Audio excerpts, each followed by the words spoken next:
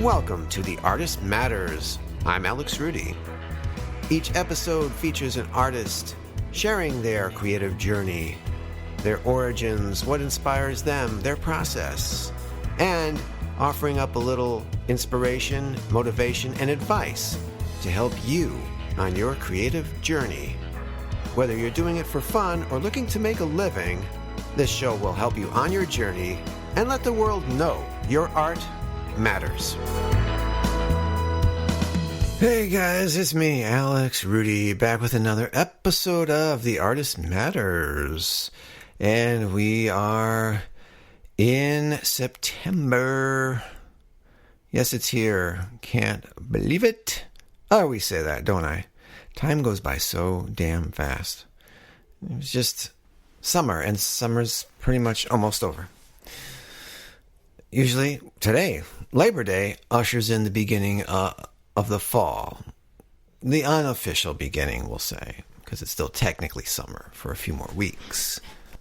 But for me, having grown up in New York, Long Island, I was so used to school starting after Labor Day, and to me, that was the end of summer.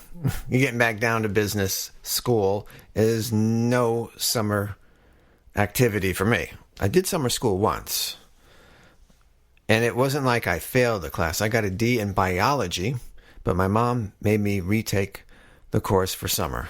I think I ended up getting a B. This is 10th grade. I don't know why she maybe did it, but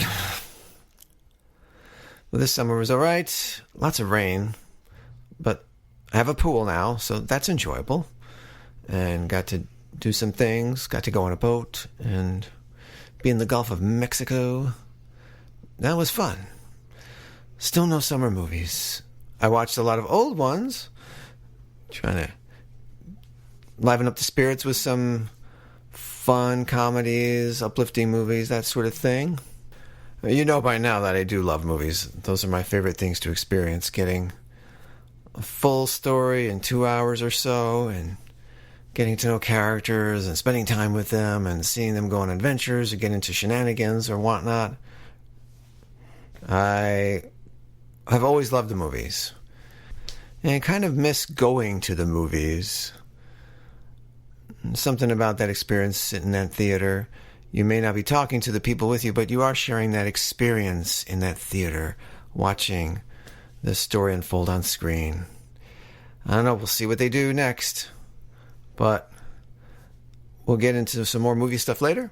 Let's get into today's show, which features yet another guest. I can thank my acting teacher, Lori Ann Davis, for connecting me with. He is a writer, actor, performer, podcaster. His name is Steve Belanger.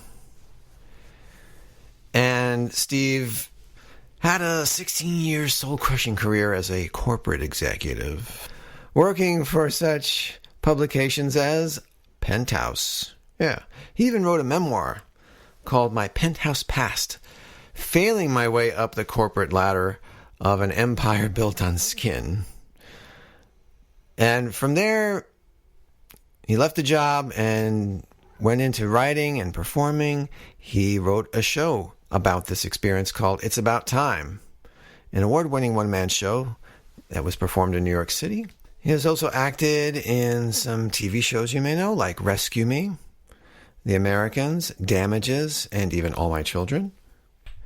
He has even done stand-up comedy in numerous locales throughout the U.S., and he's also a podcaster who co-hosts the show Long Island Explained with a previous guest, Chris Roach.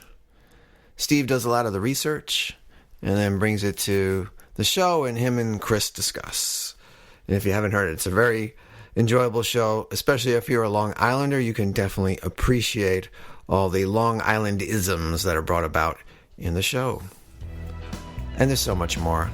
It was a great chat, and you'll see. Hey, without further ado, enjoy this Labor Day and my chat with Steve Belanger.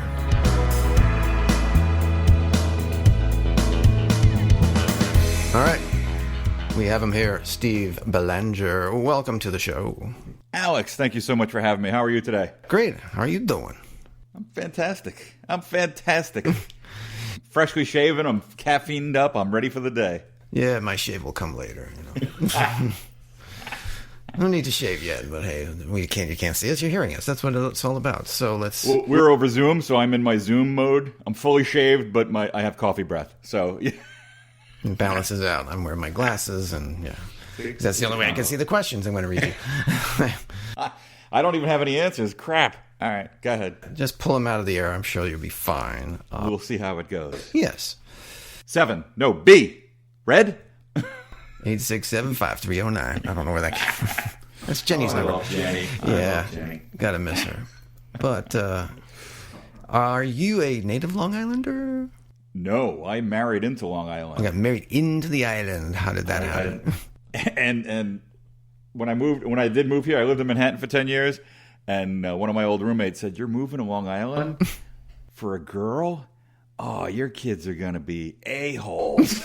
I'm like, I did not know that much about the island back then, but I'm like, oh, that seems kind of mean. And now 25 years later, I have kids, and they're lovely people. So he was wrong. But originally from Massachusetts. Massachusetts. Yes. So in Massachusetts, were you a creative type as a young lad? No. In high school, I had dreams of being an accountant. Was anybody else in the family into the arts or creativity? No. Nobody. Nobody at all.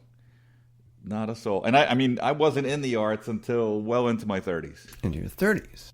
Yeah. So there's a shift at some point. Now, I know you had a soul-crushing career as a magazine, a publishing employee. So how do you go from wanting to be an accountant to magazine publishing? As a kid, I wanted to be an accountant because I was good with numbers. I guess the right brain was working and well formed at that age. Mm-hmm.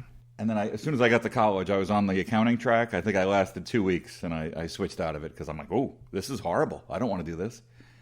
So I actually have a college degree in psychology, which has come in handy. Not at all. But I always wrote as a kid. And I kind of had that as, oh, I like doing that, but that's not a way to make a living. Like, writers were guys with pictures on the back of books, and that's not how you make a living. And at some point, I started work. I got the first job I could out of college just doing, like, computer input at some company. And a buddy of mine worked at Penthouse Magazine, which was like, for a kid growing up in Massachusetts. I'm like, wait, you work at Penthouse Magazine in New York City? Oh my God. And that was cool for a few months. And then he left. He was moving up in his job in the company, and they needed a replacement. And I don't know. We got drunk. We figured out some way we were going to finagle it. The next day I went in for an interview, and I was working at Penthouse in New York City at the age of 22. I think I was 22 when I started in Manhattan at Penthouse Magazine. And my first day on the job, I got on the one train going the wrong way. So I was 20 minutes late. I'm like, wait a minute, 14th Street? This doesn't seem right. This isn't how I went to the interview. Crap. And I still remember, I got whatever station I got off at. Maybe it was 18th Street because you couldn't just walk across the platform and go uptown. No, I had to spend another $1 for a token, and that was half my lunch money because I had no money back then. I was like, this is almost a half of my life savings right here. I'm spending on a token just to go back to work. So, yeah. So you did have a creative side as a writer, even. I kept thinking about being a writer, and even I started at the magazine. Obviously, I'm not going to write for Penthouse, but I had those visions, and I started moving up in the corporation.